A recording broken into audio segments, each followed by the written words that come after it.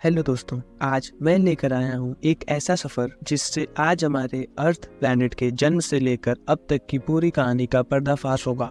अर्थ हमारा एकमात्र प्लैनेट एक ऐसी उत्तम कृति है जो करोड़ों सालों में बनी।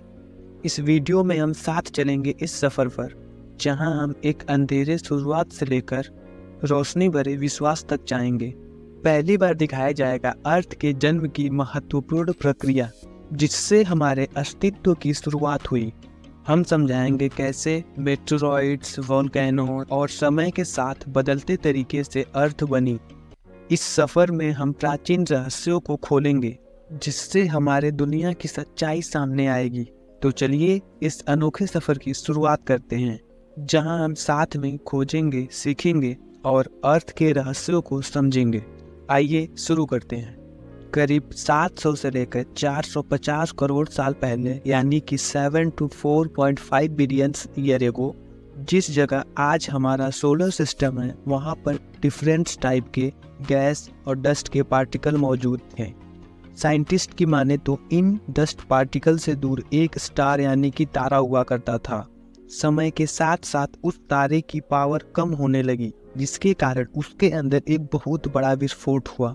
विस्फोट की वजह से स्पेस के यह डस्ट पार्टिकल एक दूसरे के पास आने लगे और धीरे धीरे एक दूसरे से जुड़कर मेटेरॉइड्स और स्टोन में बनने लगे। और इन डस्ट पार्टिकल में मौजूद कुछ रेडियो एक्टिव पदार्थों ने मिलकर ग्रेविटी का निर्माण किया। ग्रेविटी होने के कारण हाइड्रोजन और हीलियम इकट्ठा होने लगे और इतना सारा प्रेशर होने के कारण एक और विस्फोट हुआ, जिससे हमारे सूरज का निर्माण हुआ।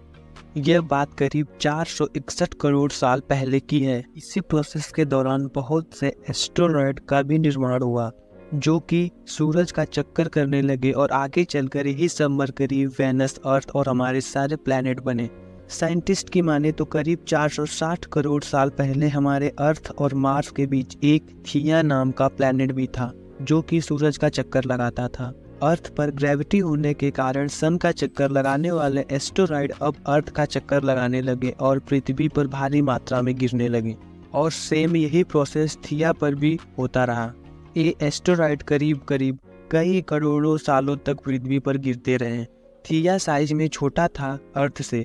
अर्थ पर ज़्यादा ग्रेविटी होने की वजह से आगे चलकर थिया अर्थ से आकर टकराता है, और यह टकराव इतना भयंकर था कि अर्थ के कुछ पार्ट छोटे छोटे हिस्सों में बट गए और अर्थ का चक्कर लगाने लगे और फिर आपस में टकराव होने लगे उन छोटे छोटे पार्ट्स में, जिससे आगे चलकर हमारे चंद्रमा का निर्माण हुआ। उस समय हमारे पृथ्वी का टेम्परेचर करीब करीब 1900 डिग्री सेल्सियस था। आप समझ सकते हैं कि उस समय तक पृथ्वी पर लाइफ एग्जिस्ट नहीं कर सकती थी।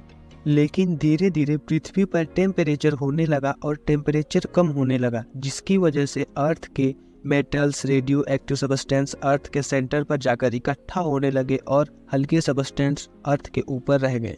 पर फिर भी लाखों सालों तक पृथ्वी पर मेटेरॉइड्स गिरते रहे और इन मेटेरॉइड्स में मौजूद था साल्ट, वाटर एंड मिनरल्स, जिसकी वजह से धीरे धीरे पृथ्वी पर पानी इकट्ठा होने लगा।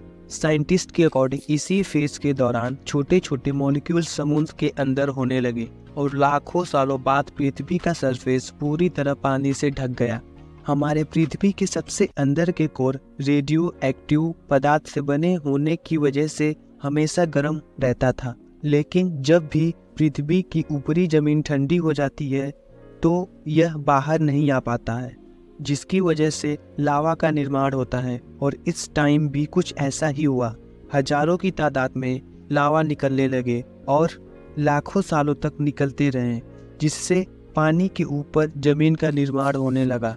उस टाइम भी कोई स्पेसिफिक टेम्परेचर न होने की वजह से मेटेरॉइड्स अर्थ पर गिरते रहे। करीब 300 करोड़ साल पहले अर्थ का टेम्परेचर स्थिर होने लगा और ज्वालामुखी भी निकलने कम हो गए। लेकिन उस समय भी पृथ्वी पर दिन करीब 12 घंटे का ही हुआ करता था। धीरे धीरे साल बदलते रहे और कई करोड़ों सालों बाद समुद्र में रह रहे छोटे छोटे ऑर्गेनिज्म विकास करने लगे। यह पहली बार था जब ऑर्गेनिज्म पानी के अंदर बड़े मिनरल्स से और सनलाइट का यूज करने लगे थे। एक्सक्रिएशन के रूप में ऑक्सीजन बाहर निकालने लगे थे और इन माइक्रोबैक्टीरिया की वजह से एटमॉस्फेयर में ऑक्सीजन की मात्रा बढ़ने लगी थी।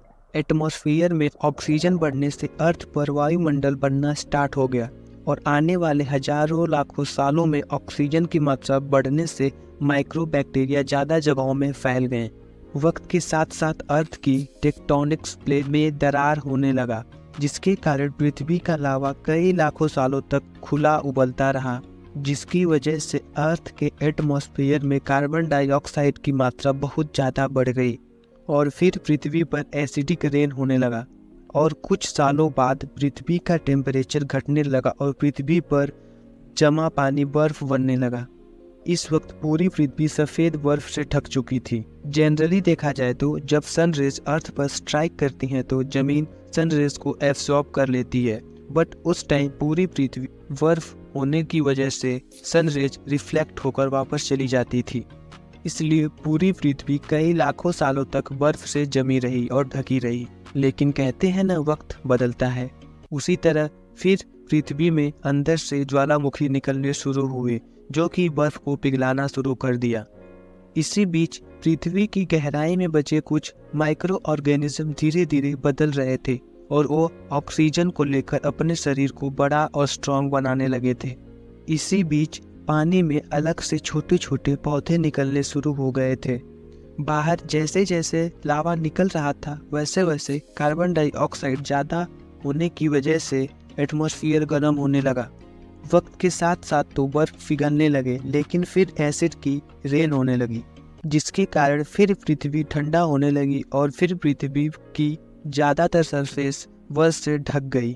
ऐसा फिर कई हजारों सालों तक होने लगा, जिसकी वजह से समुद्री जीव एटमॉस्फेयर के अकॉर्डिंग डेवलप्ड होने लगे और समय के साथ साथ समुद्र में छोटे छोटे पौधे विकसित होने लगे।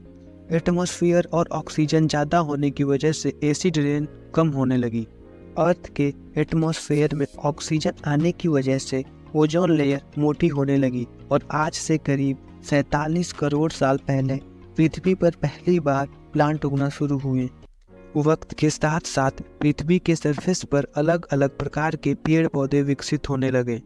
यह वह समय था जब समुद्र में रहने वाले जीव अब जमीन पर आना शुरू हुए थे और आगे चलकर जमीनी जानवर बने। टाइम पृथ्वी की सारी जमीनें एक जगह हुआ करती थी, जिसे आज हम पैंजिया कॉन्टिनेंट के नाम से जानते हैं। इस टाइम तक पृथ्वी का एटमॉस्फेयर पूरी तरह से स्थिर हो चुका था और अब दिन करीब 21 से 23 घंटे का होता था। अब समुद्र के जीव एटमॉस्फेयर के अकॉर्डिंग जमीन पर रहने लगे और धीरे धीरे डायनासोर के रूप में बदल गए। डायनासोर पेड़ पौधे खाने शुरू कर दिए, जिससे उनका शरीर लंबा और मजबूत होने लगा। कुछ डायनासोर शिकार करते थे, जिससे वह छोटे और तेज होते चले गए। उस समय पृथ्वी की सारी जमीनें एक साथ होने की वजह से ज़्यादातर बंजर और रेगिस्तान हुआ करती थी और ज़्यादातर जंगल समुद्र के पास होते थे। आज से करीब 20 करोड़ साल पहले पेंजिया कॉन्टिनेंट ब्रेक डाउन होना शुरू हो गया। पेंजिया के अलग होने की वजह से ज़्यादातर पृथ्वी की ज़मीनें पानी के कांटेक्ट में आने लगी, जिससे पृथ्वी पर हरियाली बढ़ने लगी, जिस वजह से डायनासोर विभिन्न और विशाल प्रकार के होते चले गए। डायनासोर ने करीब 20 से 30 करोड़ साल तक पूरी पृथ्वी पर राज किया।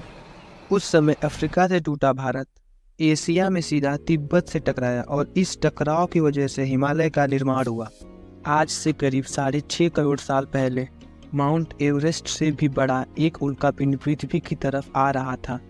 पृथ्वी के एटमॉस्फेयर में आने के बाद उसमें आग लगी और वह पृथ्वी से आकर सीधा टकरा जाता है और वह टकराव इतना भयंकर था कि उससे निकलने वाली ऊर्जा इस समय के 10 करोड़ एटॉमिक बम के फटने के बराबर थी।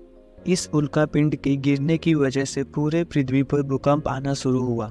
समुद्रों में सुनामी आने लगी, जमीन पर लावा फटने लगे और जहां पर यह उल्कापिंड आकर गिरा था उसके रेंज में करीब 10 से 20 किलोमीटर के जानवर तो 2-3 सेकंड में ही वेपराइज होकर मर गए और फिर कुछ समय बाद 60% जीव उस समय मारे जा चुके थे। उल्कापिंड के गिरने की वजह से पृथ्वी का टेम्परेचर इतना ज़्यादा बढ़ गया था कि पृथ्वी पर मौजूद सारे के सारे जीव जानवर मारे गए। बस जो जीव जमीन के अंदर रहते थे और जिनका वजन 20 केजी से कम था वही जीवित रह गए। धीरे धीरे कुछ सालों बाद जब पृथ्वी पर फिर से एसिड रेन होने लगी और कुछ हजारों सालों बाद फिर यह वर्षा बंद हुई और पृथ्वी का एटमॉस्फेयर पहले जैसा होने लगा, वैसे ही जीव विकास करने शुरू कर दिए और धीरे धीरे आगे चलकर यही हमारे पूर्वज बने। पृथ्वी को आज के जैसा बनने में अप्रॉक्स 450 करोड़ साल लगा। दोस्तों, आपने हमारे साथ अर्थ के अमेजिंग सफ़र को एंजॉय किया, सीखा, जाना। अगर आपको वीडियोस पसंद आई तो लाइक, कमेंट एंड सब्सक्राइब कर दें ताकि आप हमारे आने वाले अगले वीडियोस से जुड़ सकें। अगर आपको कुछ पूछना है तो कमेंट बॉक्स में कमेंट कर दें। मिलते हैं अगले वीडियोस में। Thank you.